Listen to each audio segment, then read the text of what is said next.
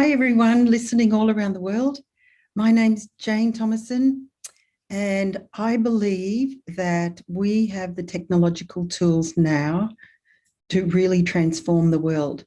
And I believe that blockchain in particular is going to help us reach the underbanked, reach the people who don't have identities, and connect them to the global economic system. I have faith that we have the capacity to build a world where equality is valued and everyone gets a fair deal. Hello, everyone.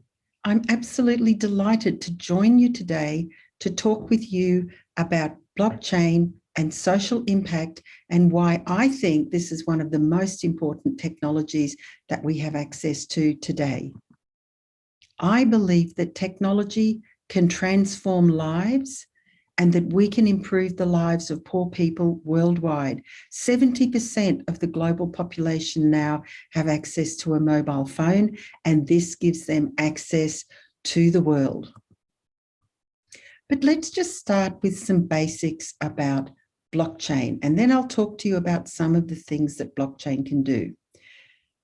At its most basic, a blockchain is a ledger of facts replicated across multiple computers assembled in a peer-to-peer network. There is no central server. It's assembled in a peer-to-peer network. These facts can be anything from monetary transactions to content signature. The members of the network are anonymous individuals called nodes, and all of the communication inside the network takes advantage of cryptography to securely identify the sender and the receiver. And when a node wants to add a fact to the ledger, a consensus forms in the network to determine where this fact should appear in the ledger. And this consensus is called a block, and that's why it's called blockchain. So it's a distributed ledger.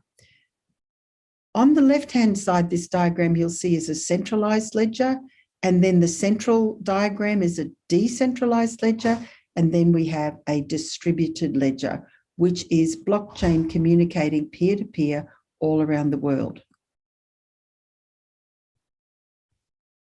I believe that blockchain has the potential to empower the bottom billion and link them with the global economy. It's fast, it's secure, it's efficient, it's transparent, and it's cheap, and it allows peer-to-peer communication without any middlemen. It's still early days for blockchain. 34% of projects started in 2017. Many are still in pilot, and some of them were expected to impact in 2019. And in fact, what we've seen now in 2020 during the pandemic is blockchain projects really accelerating and pivoting. And here are some of the key use cases. Anything that can be recorded on a ledger can be recorded on a blockchain. So we have digital currencies, fast payments, supply chain, health records, provenance. This is particularly important, for example, in agriculture. Did that coffee come from the Ethiopian highlands? Did that yogurt come from Holland? Transportation, voting, energy, taxation, welfare payments, government engagement with citizens, land titles, industry creation, and registries. There are endless possibilities, and people are developing new projects every day. But I want to focus on how this is relevant for the bottom billion. Ending preventable deaths in women and children. Giving an identity to those who don't have identity, access to funds for the unbanked, energy trading using green energy, ending climate change through tokenizing carbon credits. Blockchain is secure and immutable, and it can deliver identity for improved economic participation of the poor. It can improve access to financial inclusion for the poorest and most vulnerable, and it can provide access to use and trade green energy for the poor. And here is a proof of concept that was developed in Papua New Guinea that just does that, and without the use of a smartphone, using only 2G. Let's look at some of the use cases. So identity.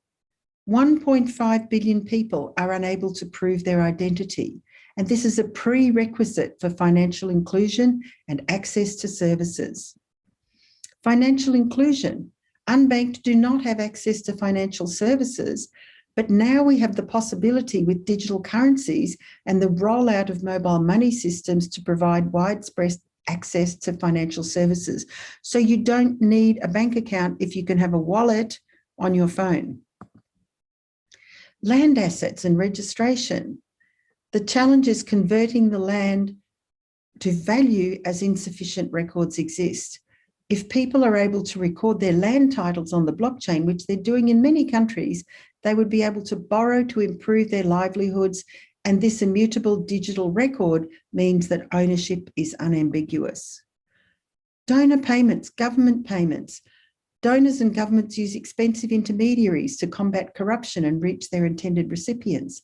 Smart contracts through digital transactions can ensure the funds reach the intended recipients in a transparent way, directly to the wallet on their phone.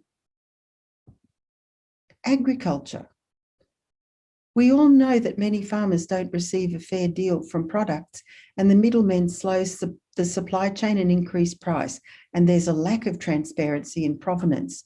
So blockchain can improve traceability, transparency, efficiency across the supply chain from farmers to markets. Democracy. People don't trust government electoral processes, and blockchain can offer improved speed, transparency, and reduced cost of electoral processes and increased communication with citizens. Green energy. We need to move from carbon fuels to green energy. Blockchain enables right down to the smallest village microgrid solar energy trading.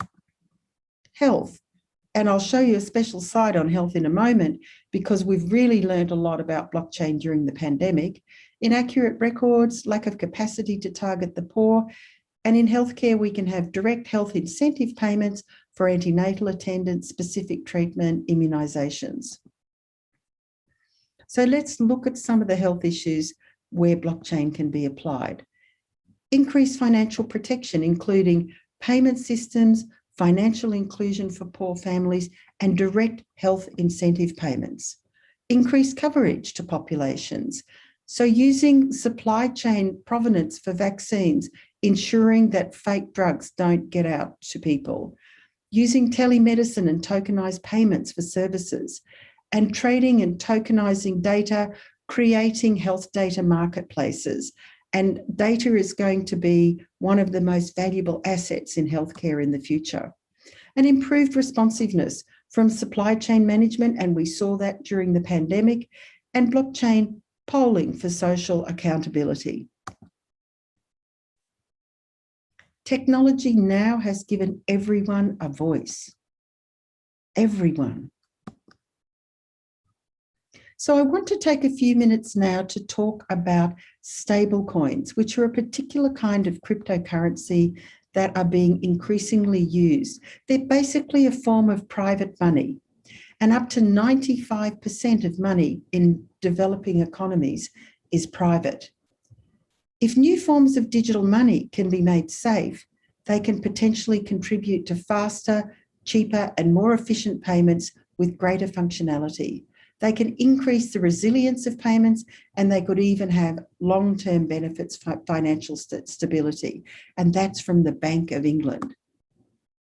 What we're seeing is in emerging markets, people are embracing crypto because it solves problems. So the top 10 countries with users of cryptocurrency globally include Kenya, Nigeria, South Africa, Venezuela, Colombia, and Vietnam.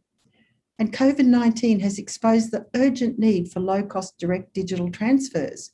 And what we found is that stablecoins have provided a way to facilitate secure and convenient transactions without volatility at a lower cost than mobile money, held in a wide variety of non-bank wallets. Stablecoins offer promise to emerging economies and for populations under threat. And we only need to see how people in Afghanistan have turned to stablecoins during the recent catastrophe. and an increasing trend in Latin America, Africa, and East Asia, where people are turning to crypto to preserve their savings. In humanitarian settings, we have serious needs to be able to get money quickly to people. Rick Shreves from Mercy Corps said, imagine if we had a low volatility, low cost coin that was acceptable globally. How could that impact on our work? It could impact on our work from everything from back office operations, us moving money into difficult places, to actually doing direct distributions to our program participants. There's a number of really compelling use cases for that technology. So how can stablecoins help financial inclusion? They can overcome friction in cross-border payments, which is essential for remittances, and they can reduce the cost of remittances. They can promote welfare as countries recover from the catastrophic consequences of the pandemic, with money distributions to millions of unemployed during the coronavirus pandemic. They provide electronic money for payments and savings, which will allow people to build digital histories, which are so important for access to credit. They can extend cross-border trading opportunities for small and micro businesses and provide greater stability by giving unbanked access to a store of value, enabling them to save without having to overcome high barriers to entry for banking services. There's still some unanswered questions that people are working on and we need to find the answers to. Will the stablecoin processing speeds be fast enough? Will the technology available to the poor support stablecoins? What will stablecoins cost the poor? How will stablecoin issuers comply with e-money regulations? And how will financial systems with limited foreign exchange reserves adapt to stablecoins? These are questions that we need to work on.